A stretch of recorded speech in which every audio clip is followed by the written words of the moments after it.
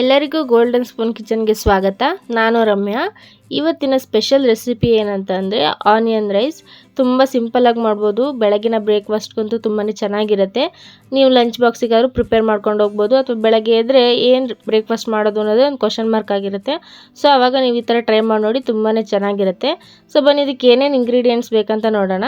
ಇಲ್ಲಿ ನಾನು 2 table spoon ಆಗೋಷ್ಟು ಗರಂ ಮಸಾಲ ಮತ್ತು 2 ಟೇಬಲ್ ಸ್ಪೂನ್ ಆಗೋಷ್ಟು ಧನಿಯಾ ಪುಡಿ, 2 ಟೇಬಲ್ ಸ್ಪೂನ್ ಆಗೋಷ್ಟು ಅಚ್ಕಾರದ ಪುಡಿನ ತೆಗೆದಿಟ್ಕೊಂಡಿದ್ದೀನಿ. ನಾನಿಲ್ಲಿ ನೀವು ಯಾವ ಮೆಜರ್ಮೆಂಟಲ್ಲಿ ಹಾಕಬೇಕಂತ ಆಮೇಲೆ ತೋರಿಸ್ತೀನಿ ಕೊನೆಯಲ್ಲಿ ನಾನು ಹಾಕಬೇಕಾದ್ರೆ. ಸ್ವಲ್ಪ ಕೊತ್ತಂಬರಿ ಸೊಪ್ಪು, ನಾನು 1 ದಪ್ಪ ಟೊಮೊಟೊನ ಕಟ್ ಮಾಡಿ ಇಟ್ಕೊಂಡಿದ್ದೀನಿ, ಮತ್ತು 2 ಬ್ಯಾಡಗೆ ಮೆಣಸಿನ್ಕಾಯಿನ ತೆಗೆದಿಟ್ಕೊಂಡಿದ್ದೀನಿ. 1 ಇಂಚ್ ಆಗುವಷ್ಟು ಶುಂಠಿನ ಚಿಕ್ಕದಾಗಿ ಕಟ್ ಮಾಡಿ ಇಟ್ಕೊಂಡಿದ್ದೀನಿ, ಮತ್ತು 1 ದಪ್ಪ ಬೆಳ್ಳುಳ್ಳಿನ ಫುಲ್ ಸೋಸ್ ಇಟ್ಕೊಂಡಿದ್ದೀನಿ, ಮತ್ತು 1 ಈರುಳ್ಳಿನ ಉದ್ದುದ್ದ ಸ್ಲೈಸಾಗಿ ಕಟ್ ಮಾಡಿ ಇಟ್ಕೊಂಡಿದ್ದೀನಿ. ಇಲ್ಲಿ ನಾನು 1/4 ಟೀ ಸ್ಪೂನ್ ಆಗೋಷ್ಟು ಸೋಂಪು ಕಾಳು, ಮತ್ತು ಸ್ವಲ್ಪ ಕರಿಬೇವು, 1 ಸ್ಪೂನ್ ಆಗೋಷ್ಟು ಜೀರಿಗೆ, ಮತ್ತು 1 ಪಲಾವ್ ಎಲೆನ ಚಿಕ್ಕದನ್ನ ಯೂಸ್ ಮಾಡ್ತಾಯಿದ್ದೀನಿ. ನಾನಿಲ್ಲಿ ಮುಂಚೆನೇ ರೈಸ್ನ ಮಾಡಿ ಇಟ್ಕೊಂಡಿದ್ದೀನಿ. ಸೊ ಬನ್ನಿ ಇದನ್ನು ಹೆಂಗೆ ಕ್ವಿಕ್ಕಾಗಿ ಮಾಡೋದು ಅಂತ ನೋಡ್ಕೊಂಬರೋಣ.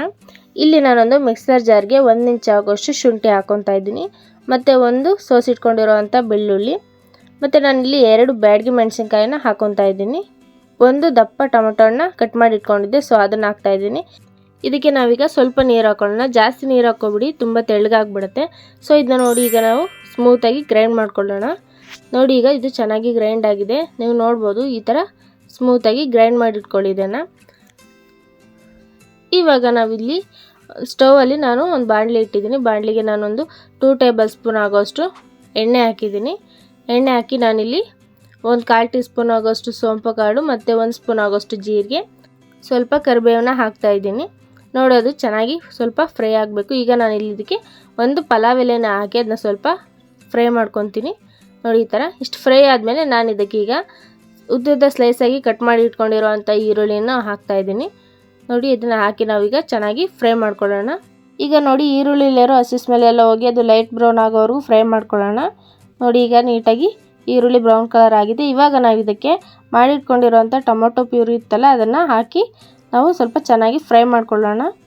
ನೋಡಿ 1 ನಿಮಿಷ ಅಥವಾ 2 ನಿಮಿಷ ಚೆನ್ನಾಗಿ ಲೋ ಫ್ಲೇಮಲ್ಲೇ ಅದನ್ನ ಫ್ರೈ ಮಾಡಿಕೊಂಡು, ಇವಾಗ ನಾನು ಇದಕ್ಕೆ 1 ಸ್ಪೂನ್ ಆಗೋಷ್ಟು ಧನಿಯಾ ಪುಡಿನ ಹಾಕ್ತಾಯಿದ್ದೀನಿ, ಮತ್ತು 1 ಸ್ಪೂನ್ ಆಗೋಷ್ಟು ಅಚ್ಕಾರದ ಪುಡಿನ ಹಾಕ್ತಾಯಿದ್ದೀನಿ, 1 ಸ್ಪೂನ್ ಆಗೋಷ್ಟು ಗರಂ ಮಸಾಲ. ನೋಡಿ ನಾವು ಎಲ್ಲ ಮಸಾಲ ಹಾಕ್ಕೊಂಡು ನಾನು ಇದಕ್ಕೀಗ ಸ್ವಲ್ಪ ಫ್ರೈ ಮಾಡ್ಕೊತೀನಿ. ಹಾಗೆ ಫ್ರೈ ಮಾಡ್ಕೊಂಡು ಇದಕ್ಕೆ ನಾನು ಒಂದು ಸ್ವಲ್ಪ ನೀರನ್ನ ಹಾಕ್ಕೊತಾ ಇದ್ದೀನಿ, ಏಕೆಂದರೆ ಮಸಾಲೆ ಗಟ್ಟಿಯಾಗಿದೆ.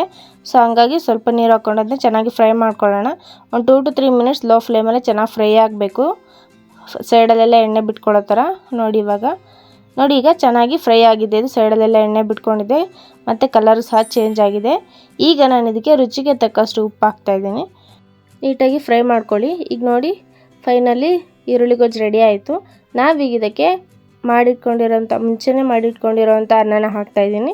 ಅನ್ನ ಹಾಕಿ ನಾನು ಇದಕ್ಕೆ ಮೇಲೆ ಸ್ವಲ್ಪ ಕೊತ್ತಂಬರಿ ಸೊಪ್ಪನ್ನ ಹಾಕ್ಕೊತಾ ಇದ್ದೀನಿ. ಕೊತ್ತಂಬರಿ ಸೊಪ್ಪು ಹಾಕಿ ನಾವು ಮಿಕ್ಸ್ ಮಾಡಿಕೊಂಡ್ರೆ ಮುಗೀತು ಫೈನಲಿ. ನೋಡಿ ಈ ಥರ ಚೆನ್ನಾಗಿ ಮಿಕ್ಸ್ ಮಾಡ್ಕೊಳ್ಳಿ. ನೋಡಿ ಫೈನಲಿ ರೆಡಿ ಆಯಿತು ಆನಿಯನ್ ರೈಸ್. ತುಂಬಾ ಸಿಂಪಲ್ಲು, ಮಕ್ಕಳಿಗೆ ಲಂಚ್ ಬಾಕ್ಸಿಗೆ, ಬೆಳಗ್ಗೆ ಹೊತ್ತು ಬ್ರೇಕ್ಫಾಸ್ಟಿಗೆಲ್ಲ ತುಂಬಾ ಚೆನ್ನಾಗಿರುತ್ತೆ.